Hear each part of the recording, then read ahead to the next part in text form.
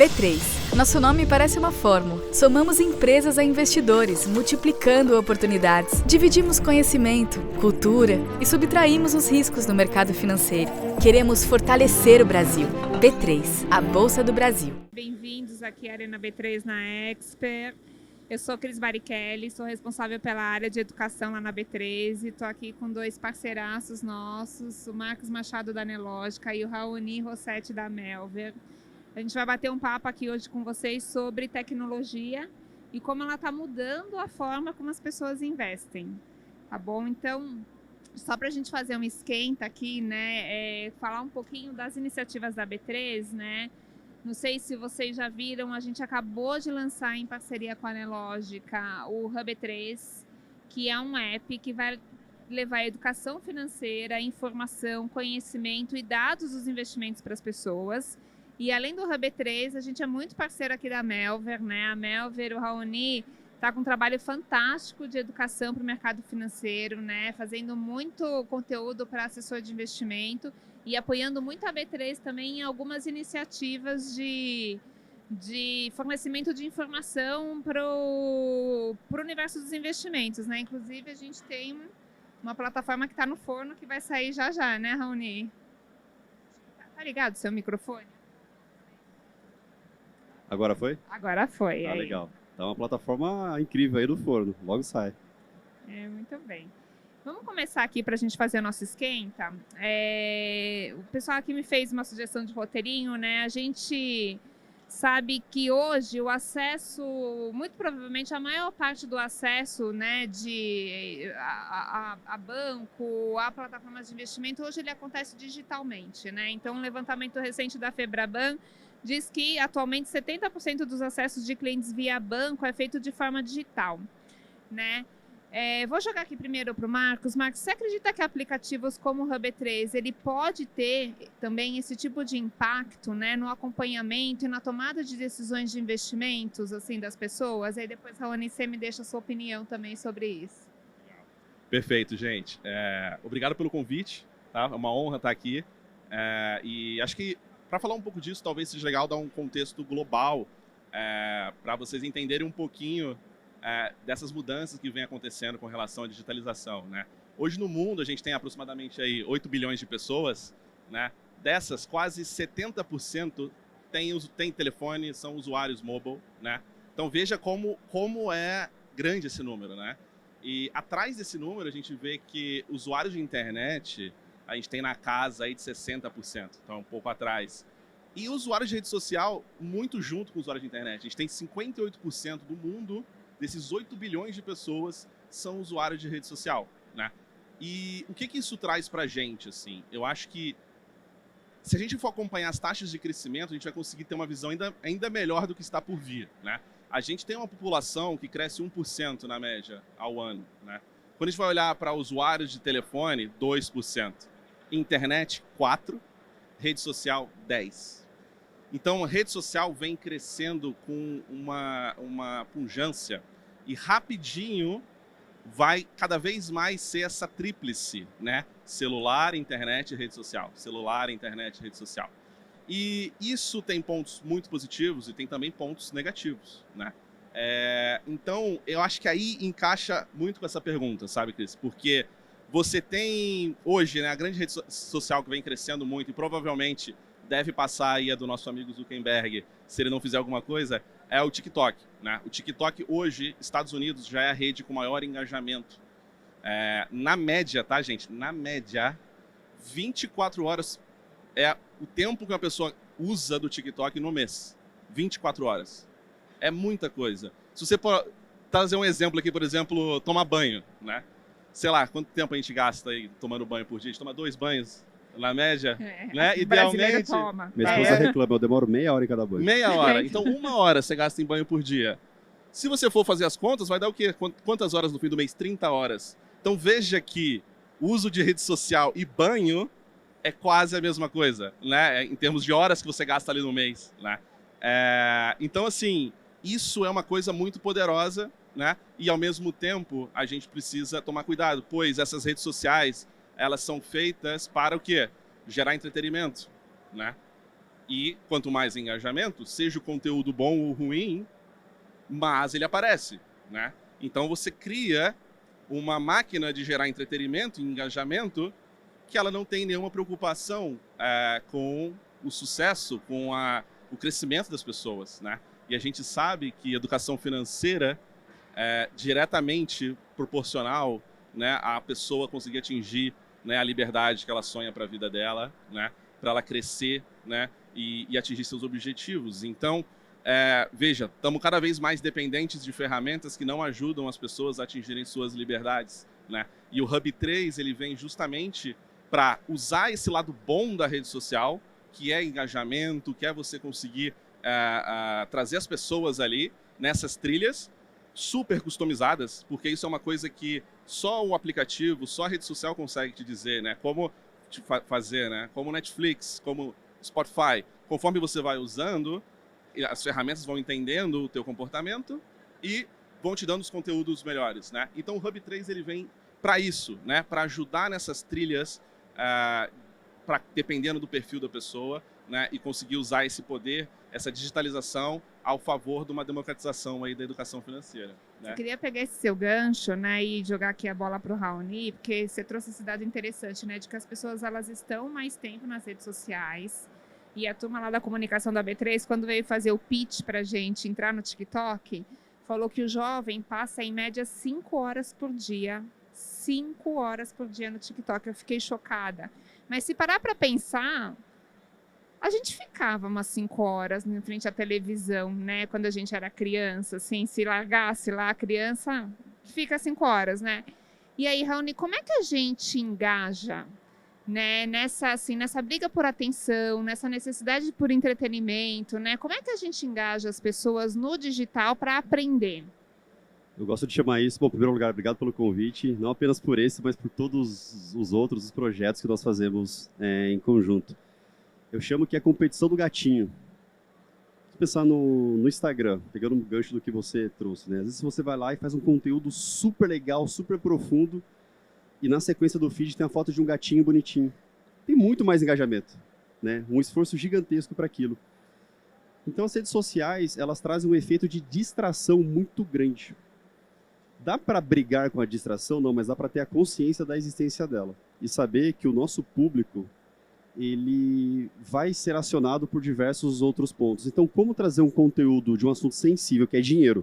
Todas as pessoas precisam de dinheiro. Alguém aqui, por acaso, não precisa de dinheiro? Não quer ter um crescimento patrimonial? Então, como é trazer um conteúdo envolvente, junto com a foto do gatinho? Obviamente, tentar criar ambientes mais, como posso dizer, mais específicos, controlados, como o Hub3, que foi incrível, tendo a consciência de que as distrações elas vão acontecer. Isso é um grande desafio, Cris. E Marcos, como a gente sabe, não tem muito certo nem errado. São muitos e muitos testes. Bacana. E legal que você falou desses ambientes controlados, né? Acho que a ideia que a gente teve aqui do Hub3, a gente falava muito isso, né? De como é que a gente não confunde o conteúdo de investimento com a foto da gatinho ou com a foto do café da manhã de alguém que está ali, né? Porque você dispersa muito rápido mesmo. Então, ali, a gente coloca num ambiente controlado, mas também a gente pode aprender com a indústria do entretenimento para a gente fazer conteúdos mais engajadores e mais divertidos, talvez, né? Para as pessoas aprenderem, né? Acho que tem oportunidades aí também. Sem dúvida. A gente está aí a gente lançou aqui na Expert o Super Lucro, né? Não sei, né? A gente vai fazer uma parceria com a B3, né? E com a Melvia. Uhum. Então é isso, né? Como que a gente consegue gamificar e começa a trazer jovens também, né? Porque a gente, né, agora está conseguindo evoluir mais nessa pauta, né? O Rani fazendo um trabalho excelente também nesse sentido, de trazer os jovens, trazer educação financeira para os jovens, né? E a gente vê que aplicativos, essas coisas têm muito, né? Essa contribuição, né, a ser feita aí para esse público. Né? É isso aí, sem dúvida. É um trabalho constante, atingindo vários públicos. A criança, o jovem, o adolescente, o adulto, a pessoa de mais idade. Muitas vezes levando o mesmo conhecimento com várias linguagens para atender os públicos específicos. É um trabalho gigantesco. Muito bom. Eu queria falar um pouquinho de inteligência artificial, né? Porque eu acho que este já era algo que a gente já estava convivendo com, mas este ano, né, com o rollout aí do ChatGPT, acho que todo mundo olhou melhor aí para este assunto, né? A B3, inclusive, está treinando o modelo para poder trazer conteúdo aí de fontes específicas, né? Então, acho que essa é uma preocupação aí também, né? Não só de como a tecnologia vai impactar, talvez, o mercado de trabalho, né? O papel de algumas, né? de algumas funções que existem aí, mas também o quanto que ela tem de viés e o quanto que ela traz ali informações que são confiáveis, né? Então, a gente está olhando para isso e treinando a ferramenta para pesquisar em sites específicos. Mas eu queria ouvir primeiro de você, Raoni, se você trabalha bastante com os assessores, né? Educando os assessores, né? Como é que você enxerga o impacto aí dessas ferramentas de inteligência artificial no segmento da assessoria? Excelente pergunta, né? Eu estou há quase 17 anos no mercado financeiro e sempre que algo novo de tecnologia aparecia, era sempre no frio na barriga de muitas pessoas. Lembro, por exemplo, quando nós trouxemos a primeira plataforma de algoritmo para o Brasil, muitas pessoas, nossa, mas e agora, né? E o assessor de investimento, como é que ele fica com robôs? E o assessor crescendo cada vez mais. Mas e agora, com soluções de inteligência artificial, como é que fica a assessoria? Pessoas precisam de pessoas. A inteligência artificial, ela vem para ajudar o investidor e o assessor na tomada de decisão, em ganhar escala, velocidade, assertividade. Mas eu acho que a substituição, ela não vai acontecer. E as pessoas que elas entenderem que a tecnologia ela veio para auxiliar, para ganhar escala, para trazer mais relevância, assertividade, tecnologia como uma aliada e não como uma competidora, aí eles vão prosperar de forma gigantesca. Não tenham medo de tecnologia. Pessoas precisam de pessoas, no mercado financeiro ainda mais. E, Marcos, dá para ser aliado, né? Dá para a gente ajudar, né? Usar a tecnologia e a inteligência artificial para ajudar as pessoas a tomarem melhores decisões, não dá? Com certeza, com certeza. E eu acredito muito no que o Raoni comentou, né? Eu acho que a gente, às vezes, pinta uns cenários apocalípticos, né? E se você for ver, assim, eu acho muito interessante, assim, às vezes, quando eu tô indo num prédio, eu vou subir e tem lá uma pessoa, né? Muitos prédios ainda tem isso, né? A pessoa apertando o elevador. Então você vê assim, se nem isso a gente conseguiu automatizar 100% ainda, né?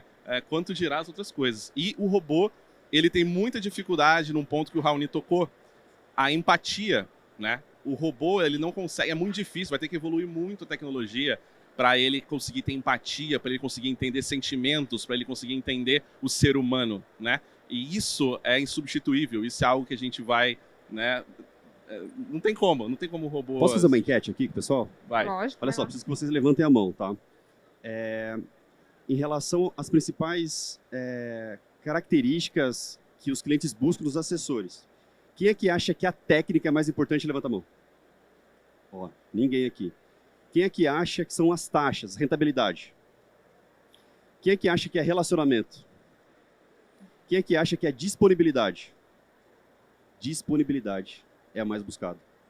Isso numa pesquisa feita nos Estados Unidos, depois nós fizemos ela no Brasil e foi. Primeira coisa que o investidor busca é disponibilidade, ele procurar o assessor estar disponível para entender. Relacionamento. Depois produto, depois taxas. Por isso que a inteligência artificial ela vem para somar. Não no primeiro layer, nem no segundo. Terceiro, quarto, quinto.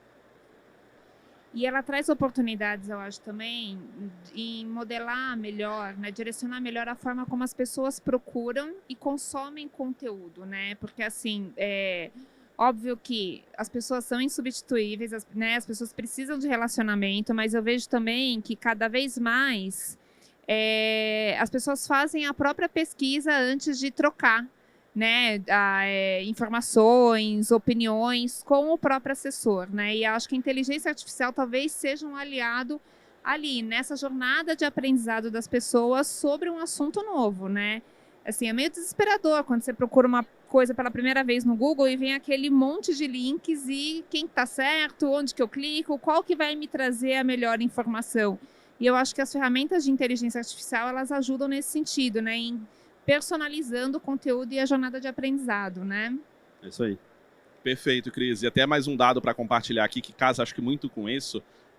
Uma pesquisa do Google, feita esse ano, 40% dos jovens de 18 a 24 anos, eles usam as redes sociais como a primeira forma de pesquisa sobre qualquer coisa. Seja educação, seja comprar uma comida, seja onde ele vai dormir, enfim, né? Rede social, para essa juventude que está vindo aí, o primeiro mecanismo de busca, né? E aí, de novo, volta no nosso ponto inicial, né? Você está usando um meio que foi projetado para gerar entretenimento para fazer todas as pesquisas relacionadas à sua vida ali, né? Isso é um pouco... né? E aí a gente aqui acredita muito, né, nessa tendência, mas alinhada a uma educação financeira, né? Então casar essa tendência, né, com um serviço de qualidade, com conteúdo de qualidade, né, que a gente sabe que é um grande desafio aí do nosso século. E, Raoni, você que trabalha aqui com educação também, né? É uma pesquisa também do Google, né? Um relatório que eles fizeram ano passado sobre o futuro da educação, eles trazem muito a questão do modelo híbrido, né? Porque a gente foi meio que forçado até pela pandemia a tombar tudo para o digital, né? Assim, já era um processo que existia, mas que não estava tão disseminado, que talvez não fosse a preferência das pessoas em aprender. Mas depois que vivemos essa experiência, estamos sentindo falta também das relações, né? Como é que você enxerga aí a tecnologia, o serviço da educação e o papel do híbrido no aprendizado das pessoas? Eu enxergo que elas andam em conjunto. No primeiro dia aqui da Expert, nós trouxemos 750 alunos. Foi incrível a interação humana com o pessoal, apertando a mão, conversando, trocando grupinhos. O digital, ele ajuda a ganhar escala, ganhar velocidade, é o comodismo de estudar do celular. Nós na Melbourne tomamos muito cuidado de ter materiais curtos. É muito difícil um vídeo nosso durar mais do que 7 minutos. Em geral, eles duram de 3 a 7. Começo, meio e fim. Próximo. As pessoas elas estão cada vez mais aceleradas no mundo VUCA, né? Vulnerável, incerto, ambíguo e complexo. Então, como que a gente consegue adaptar tudo isso? Mas chega uma hora que o cafezinho, o olho no olho... Você sabe qual é o tipo de comunicação mais relevante que existe? Ela tem um nome feio, osmótica. É a comunicação... Horrível, né? O nome é horrível, mas ela é super eficiente. A comunicação osmótica é aquela que ela não é no vídeo, ela não é falada, ela não é escrita. É a comunicação olho no olho. É a comunicação que ela se dá pelo cheiro, pelo olhar, pelo comportamento. E a pandemia ela trouxe um ganho... Vamos olhar para o lado cheio do copo, né? Uma coisa boa da pandemia, se podemos assim dizer, foi esse ganho do digital. Mas, ao mesmo tempo, essas relações humanas elas ficaram um pouquinho de lado. E eu sinto que as pessoas elas estão sedentas por um equilíbrio maior nisso. Mas a gente consegue também no digital, né, criar um senso de comunidade, né, Marcos? Como é que, assim, o que teu conhecimento traz sobre isso? Como é que a gente pode... mesmo através do digital, criar conexões que sejam mais humanas, né? Perfeito, ótimo ponto. E aqui a gente tem no marketing um conceito, né, de community management, né? Que basicamente as comunidades elas existem, né? Desde que a gente se entende por gente, né? A gente forma comunidades, né? E a gente precisa muito pensar no nosso dia a dia, assim, como nutrir essas comunidades, né? E as comunidades, elas têm características diferentes. Então, por exemplo, quando a gente está falando de um investidor mais iniciante, pensa nas necessidades dele, né? Pensa no que a gente pode fazer para ajudar essa pessoa. É totalmente diferente do investidor mais avançado, né? Então, você tem essas diferentes comunidades, né? A gente colocou aqui 2 grupos, mas é muito mais profundo do que isso, né? Então, eu acho que a tecnologia ela vem muito para ajudar nesse sentido, né? Então, só dando um exemplo bem legal, a gente tem mais ou menos um mês, a gente fez a gente chamou de Ultra Cup, né? A gente criou um campeonato de trade na nossa plataforma, lá na Nelo, no Profit, e foi um engajamento absurdo, assim. A gente teve em um dia mais de 3 mil inscritos, e aí era 3 mil vagas que tinha, então a gente fechou no mesmo dia. E o feedback foi incrível, assim, foi caramba, esse campeonato me ajudou a treinar, me ajudou a entender o que eu estou fazendo de errado. Pô, quando eu vi que eu estava lá na 20ª posição no campeonato, eu queria ganhar, eu comecei a fazer coisas mais agressivas. E foi aí que eu perdi dinheiro, caí para a 100ª posição. Então, você trazer o teórico com a prática, eu acho que aliar isso com essas comunidades, o que mais se encaixa com elas, né? Eu acho que aí tem um grande poder. E tem algumas coisas no forno, né, Cris, pra gente fazer com o Hub 3, né? Tem. A gente deve sair, já vou dar spoiler já, né? A gente deve, não sei, aqui, ó, quem não baixou o app, baixa. Eu ia deixar para fazer o meu show no final, mas eu vou fazer agora. Né? Procurem aí nas lojas de aplicativos Hub3, né? Mas quem também quiser pegar uma pipoquinha, os nossos saquinhos e baldes de pipoca estão ali com o QR Code para baixar o app, né? A gente vai lançar um simulador em outubro, né? E aí a ideia é que a gente evolua esse simulador para rankings e competições a partir do ano que vem. Então, baixem o app e vão testando ali depois as suas estratégias de investimento, né? Eu tenho mais algumas perguntas aqui, mas antes eu queria ver se a plateia tem alguma dúvida, se vocês querem já fazer alguma pergunta aqui para o Marcos, para o Raoni. Eu vou seguir aqui, vão pensando em perguntas aí para a gente fazer no final, né? Vamos falar um pouquinho de regulação, né? Porque, assim, inteligência artificial, né? Não sei quem aqui já fez o teste de perguntar qual que é o melhor investimento para o ChatGPT. Ele fala que ele não pode responder, né? Vocês acham que é algo que precisa ser regulado, né? A inteligência artificial e o impacto que ela pode ter aí na questão do acesso à informação, do acesso a recomendações, entre muitas aspas, de investimento, é algo que a gente precisa regular? É impressionante como muitas novidades elas chegam, assustam no primeiro momento, e depois o próprio mercado, os investidores, os participantes como um todo, eles vão, puxa, mas isso daqui é assim, assado. Então, respondendo a sua pergunta, Cris, eu acho que só o tempo vai nos dizer isso, acho que é muito cedo. O que é importante é nós utilizarmos essas possibilidades com coerência, com os pés no chão, não acreditando em tudo, mas sim usando como uma peça, né? Eu gosto muito de trazer a teoria do mosaico. O que é o mosaico? O mosaico é um conjunto de várias peças. Se a gente olhar para uma peça de uma forma isolada, pode ser simplesmente uma peça sem relevância. Mas quando a gente olha para várias peças em conjunto, aquilo pode se tornar uma obra de arte. Então, por exemplo, a inteligência artificial, ela pode ser uma peça. Consegui aqui uma informação. Quais são os outros caminhos que eu posso utilizar para chegar naquilo? A regulação, talvez ela aconteça. Eu acho difícil. Acho mesmo. Eu acho que o próprio formato que a inteligência artificial está sendo utilizada é muito difícil de regular isso. Exato. Eu também concordo 100%. Acho que é muito complicado essa regulação, mas, né, com grandes poderes vem grandes responsabilidades, então eu acho que com o tempo, né, vamos caminhar para esse sentido, né? Mas no curto prazo, né, o que eu recomendo, acho, é a gente começar a testar, começar a usar essas ferramentas de forma ponderada, né? Nunca esquecendo, né, do lado humano, que eu acho que é isso que a máquina não consegue fazer, e é isso que a gente tem a nosso favor, né?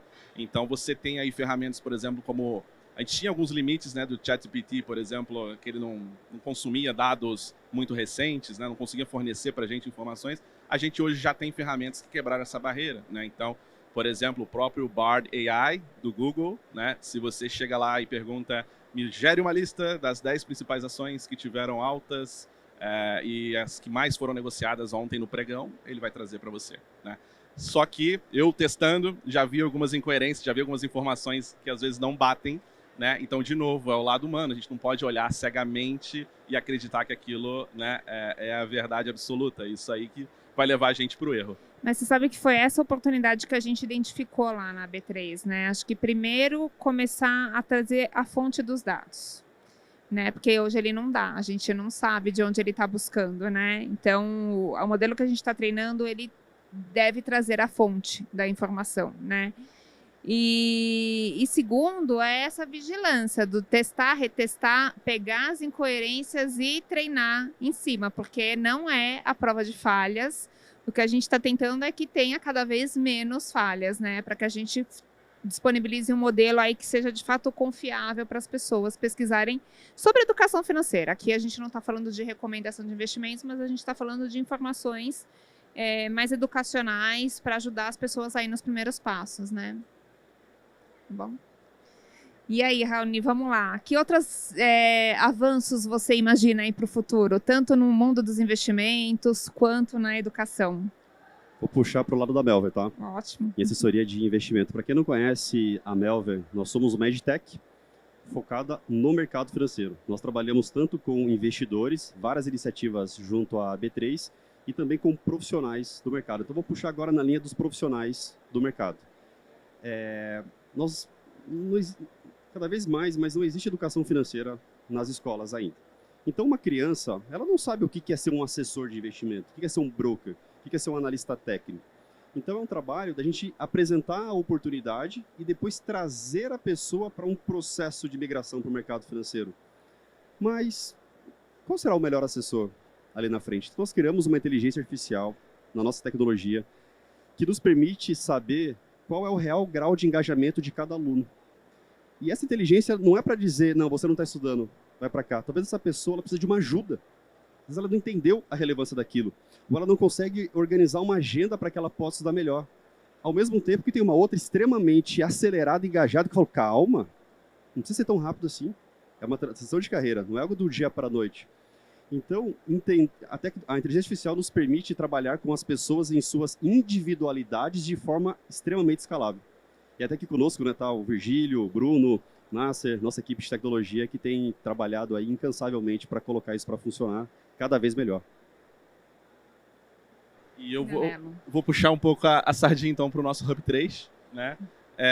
E eu acredito muito, e a gente, né, nesse projeto tem essa visão de que, né, muito que o Rony comentou aqui, né? Acho que educação financeira ela precisa ser tão democratizada, tá no nível como a matemática, como a física, como a química, né? Então a gente tem que conseguir levar isso, né, para outros públicos e também aproveitar e ajudar todo mundo que está no meio desse caminho, né, a ver os grandes exemplos, né, e aprender com eles, né? Então, aí falando um pouco de Nelo, né, Nelógica, a gente lançou recentemente o Copy Invest, né, que ele basicamente você consegue ver um investidor que você gosta, que você entende a metodologia dele, né, e você gostaria de seguir as dicas daquele investidor, você simplesmente dá um follow nele e você começa a operar como ele opera, né? E aí, o que isso é legal? Isso é legal porque você vai aprendendo, você vai entendendo na prática como ele opera, né? Então, né, é como se fosse uma trilha, né? A gente tem lá desde a educação e a gente vai cada vez mais aproximando a educação da prática, né? Então, o Hub 3, ele vem muito nessa linha também, né? Então, vamos ter torneios, vamos ter simulação, vamos ter tudo ali dentro e uma jornada customizada para cada nível, para cada perfil, né, de investidor. Então, eu acho que isso é uma tendência muito legal e, de novo, um lance brasileiro, né? Porque a gente não vê benchmarks, a gente não vê players fora do Brasil tentando fazer isso acontecer, né? Então, é uma forma também da gente colocar o Brasil aí na vitrine do mundo, né? É muito legal. Então, eu vou deixar a dica aqui para vocês, né? Já deixei a dica para baixarem o app. Acessem o site da Melver, tem muito conteúdo gratuito lá também, né? Curso gratuito que vocês podem fazer com certificados, né? Tem na plataforma de educação da B3 também, que é o edu.b3.com.br. Inclusive, tem curso do Raoni lá também na plataforma de educação da B3, né? E usem o app, vão seguindo lá, porque tem todo dia conteúdo novo, né? Nas nossas playlists educacionais, a gente está colocando novos cursos ali também. Então, tem muita coisa bacana e a ideia é que este app, ele sim, comece a trazer conteúdo de forma personalizada à medida que as pessoas vão usando, tá bom? Dúvidas, pessoal? Última chance, hein? Aí, Orlando. Boa, Orlando. Boa tarde. Primeiro, parabéns pelo bate-papo aí, interessante. Para quem não me conhece, sou Orlando Dancord. Eu queria fazer duas perguntas, na verdade, no lugar de uma. Primeiro, se o Hub ele é voltado só para investidor ou se tem conteúdo para profissional também, daí no caso os assessores. E quando a gente fala, o Raoni falou aqui bastante, a gente cria conteúdo para assessor e tudo mais. Qual a importância que você vê da qualificação do assessor até para conseguir levar essa educação continuada? Essa educação financeira, porque, né, quando a gente olha a atividade do assessor, ele olha muito para a questão do vender o produto e tudo mais, do relacionamento, mas tem ali embutido dentro da atividade como um todo essa coisa da educação financeira. Então, qual a importância que você vê assim da qualificação desse profissional para conseguir levar a educação financeira para as pessoas? Em primeiro lugar, me sinto todo muito prestigiado em ter você aqui, Orlando, nos acompanhando. O assessor de investimento, ele precisa ter a certificação ANCOR, por exercício da profissão, e a ANCOR ela possui o PEC, Programa de Educação Continuada. É o cuidado da ANCOR em que a rede de assessores de investimento ela esteja continuamente se qualificando. Não é um curso ou outro, é um programa. São vários pontos que os assessores precisam ir conquistando ao longo da sua jornada. E o que nós fazemos lá na Melver? São várias áreas que fazem parte da vida do assessor. Áreas comerciais, de relacionamento, objeções, produtos. Então, nosso papel ali na Melver é de entender todas essas nuances que fazem parte da vida do assessor. Desde como montar uma lista inicial de prospecção, a como trabalhar com um produto complexo, como opções flexíveis na B3. Então é um trabalho que ele não acaba nunca. A grande beleza do mercado financeiro é que todo dia acontece alguma coisa. Seja no mercado de renda variável, no mercado de opções, no mercado de renda fixa. Bom, são N possibilidades. Então, o nosso cuidado ali na Melver, até lançamos aqui na Expert um programa chamado Melver Pro Assessoria de Investimento, cuja ideia é entender as dores e as necessidades dos assessores em toda a sua jornada, do beabá a estruturas muito mais sofisticadas. E aprender a aprender, eu digo que é algo, talvez seja a principal habilidade do mercado financeiro. A grande beleza é que todo dia acontece algo novo. E isso não pode ser um problema ou uma dor, mas sim como algo extremamente prazeroso. Então... É o conceito do lifelong learning, né? Que, na verdade, é para o ser humano, né? Se a gente deixa de aprender, a gente se desmotiva, né? É isso mesmo. E aí, você perguntou se o Hub E3 hoje está só para o investidor, né? Hoje, o conteúdo que está lá, ele está modelado mais para o investidor, mas a ideia é que a gente traga o ecossistema. Então, a ideia é que a gente traga os escritórios de assessoria também, para eles terem um perfil ali no app, né? E a plataforma de aprendizagem que está lá, ela não tem limitação. Dá para a gente sim fazer programas de capacitação para o assessor ali e ele também usar isso como mais um caminho para se capacitar. Tá bom? Vamos lá. Boa tarde, eu sou o Breno Castro da InvestSmart, sou assessor e líder lá do escritório em Belo Horizonte. Até parabenizar o Raoni, parceiro nosso lá. E a pergunta vai para você também, como diferenciar quantidade de qualidade? Né? Qual que é essa linha que vocês traçam lá na Melver? Eu faço a expansão do escritório também e sinto essa dificuldade. A gente tem até contratado bastante gente lá com a ajuda de vocês. Mas a gente fica um pouco nessa... A gente precisa de quantidade e tem que ter qualidade. Como é que vocês fazem esse trabalho lá, dessa escolha? Para não botar muita coisa para dentro, sendo que vai perder ao longo do tempo. Excelente pergunta. Parabéns pela InvestSmart, né? O melhor escritório da XP, ganhou o prêmio agora aqui na Expert. Uma história linda aí. Eu diria que mais ou menos 20, 25% dos nossos alunos eles têm migrado para a InvestSmart. Excelente pergunta. Os conteúdos, cada vez mais, eles precisam ser práticos, eles precisam ser relevantes. As pessoas não querem mais conteúdos longos, de várias e várias horas, e o que fazer com aquilo lá. Então, nosso desafio é fazer conteúdos com começo, meio e fim, e como aplicá-los. Nossa formação continuada para assessoria, ela contempla, eu diria que hoje tem uns 700 vídeos. Mas a gente fala, não assista com velocidade, não é Netflix, se joga no sofá e assistindo. Assista um vídeo de 5 minutos, para e aplica. Depois você volta. É por isso que o nosso programa, ele não tem data para acabar. Ele é para a vida, dado que muita coisa acontece. É muito melhor assistir um único vídeo de 5 minutos na semana e colocar para funcionar do que assistir 5 horas de conteúdo, simplesmente entrar por um lado e sair pelo outro ouvido. Muito bom. Mais dúvidas, pessoal?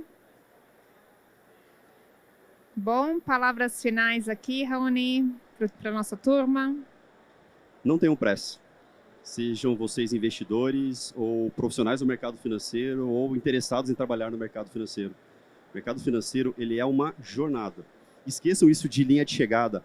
Quando eu tiver tanto de patrimônio ou eu quando conquistar tanta custódia como assessor, aproveitem a jornada.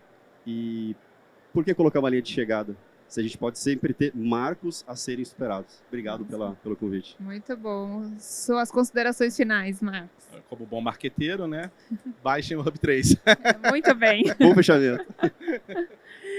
Muito bom, gente. Obrigada aqui pela participação de vocês, né? E aproveitem aí os conteúdos da B3, da Expert. Estamos aqui à disposição de vocês, gente. Obrigada.